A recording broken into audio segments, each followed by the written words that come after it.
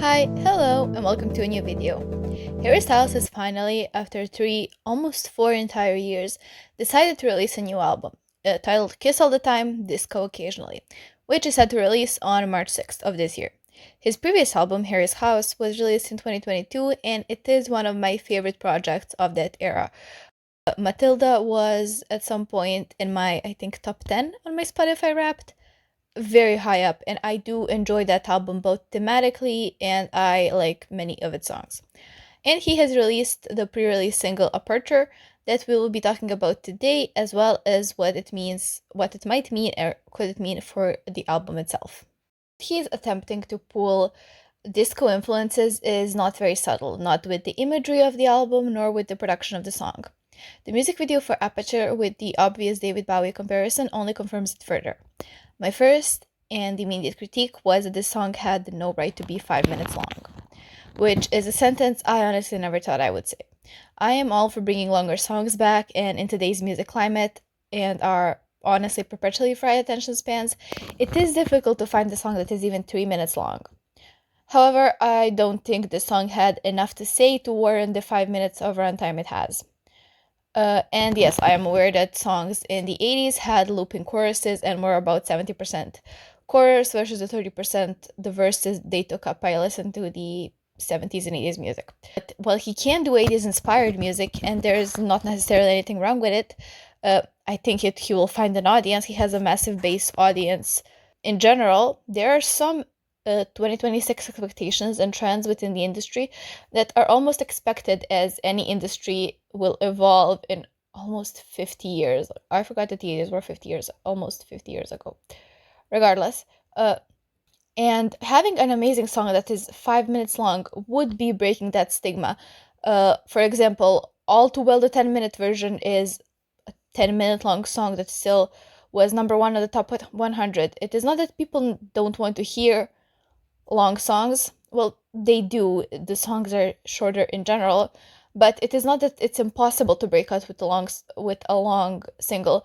It's just that the single has to have something to say to keep the listener waiting. Second, while I appreciate that he done something different with the instrumental, I think it's a little too loud and slightly overproduced. The volume, however, is what bothers me personally, as I dislike not being able to hear the vocals clearly, which I am aware is ironic based on the fact that my voice in every video is horrible, but that is because I don't have proper recording equipment. But he is Harry Styles, so I don't think he has that issue necessarily. Also, I am aware that it is a personal preference, and some people enjoy that the melody and beats are a lot louder. So not necessarily an objective one, but a critique nonetheless. I also want to talk about the lyricism. Aperture means a hole in the most simple of terms. In the pre-chorus, he said, "It's best you know what you don't, aperture lets the light in." In my opinion, this is written roughly. Not necessarily poorly. Obviously, I understand that you must cut on proper grammar or pronunciation in order to get singable phrases. But he is singing quietly for most of the song, so not the reason why he worded it like that. I obviously understand the metaphor. I understand that he's trying to say, you must know you won't know everything, and as a consequence of that acceptance, you can let the light in through like a hole of that acceptance. It is a metaphor about opening up, about being ready to take on what we previously don't know. And it is not a bad line, not even a bad point to make. I think it's probably one of the strongest lines in the song. But I think it loses the lyrical momentum in the chorus with the "we belong together, it appears it's only love." Yes, I know what he wanted to say here, that love was a thing we did not know, and after discovering it, we belong together. It poured through the hole, and now everyone is happy, healthy, sunshine and rainbows. It strings the point, sure, I know that, but it does not go deep into the possibility of using these metaphors. And I think the same goes for the verses, except it's a bigger critique because the chorus and pre-chorus are meant to hook and reel you in, and it is forgivable. Anything is forgivable, but it is forgivable that they are weaker lyrically than the verses because you are not necessarily trying to say something with them. They're helping you say something, yes, but they're also there to keep someone possibly have the song on loop. I understand how a chorus works. And yes, you could keep the argument of it's a pop song. It does not need to be Shakespeare, and nobody is asking it to be Shakespeare. But the verses and the song itself should have something to say. I have two counter arguments. The first is just obviously just because the lyrics of something are simple, it does not mean that they are bad. There are plenty amazing, almost perfect pop songs with very simple lyrics, but they still hit the point they're trying to make while keeping not necessarily lyrical masterpieces. For example, early Lady Gaga, some of her most popular songs are not exactly never seen before writing. It's good writing, but it's very simple, and yet it tells the story she's trying to tell. Second, considering the instrumental is, in my opinion, overproduced, and but he keeps his vocals quiet, almost talk singing ish at decent. The production sort of makes it feel like you are meant to focus more on the lyrics. Like you're supposed to hear the lyrics and focus on them. Sometimes when there's like a grand uh, a grand melody, a grand beat, an orchestra, or a rave song, for example, I think that's the best example. You're not meant to listen to the lyrics. You are, but they are secondary. However, the way this is produced, it feels like he wants you to focus on the lyrics, but then you do and you discover nothing particularly mind blowing.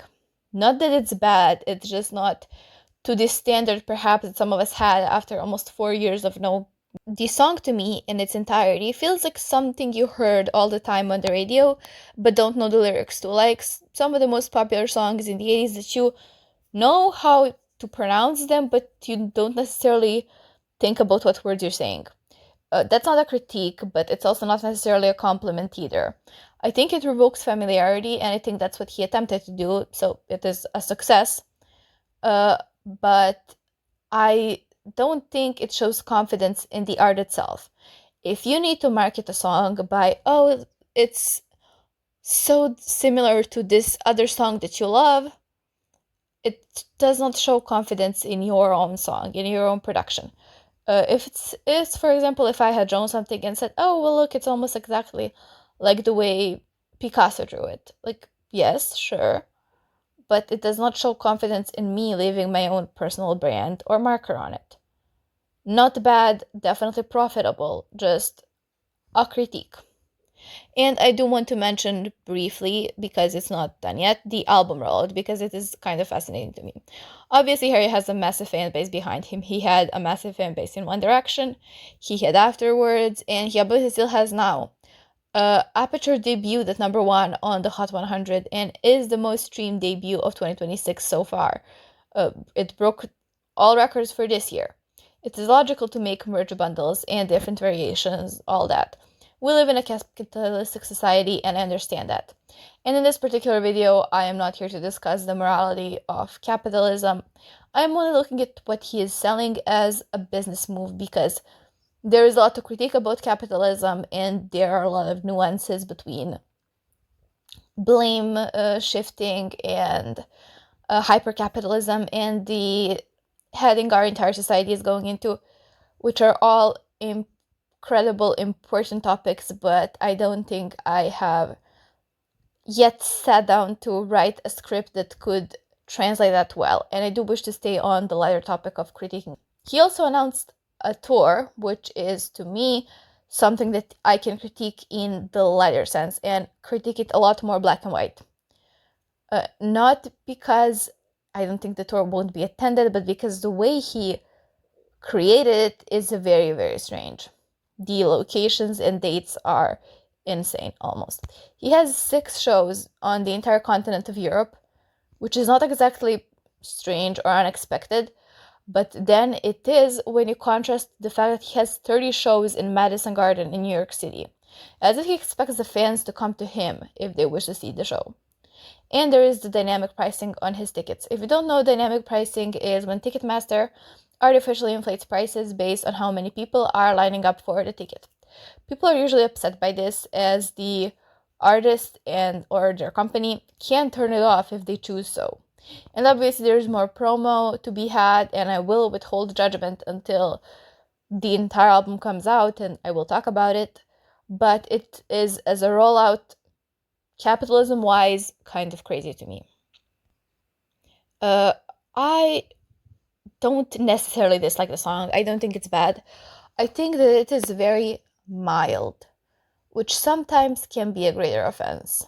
If something is horrible, you will speak about it. If something is good and great, even, you will speak about it.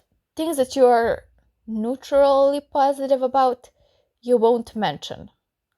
Not that I think Harry's song won't be mentioned or analyzed, I think he's Harry Styles, but I also recognize that my expectations may have been a little too high for what the single was.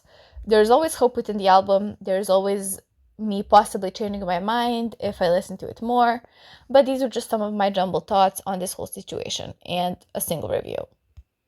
Thank you so much for watching, and I will see you in the next one.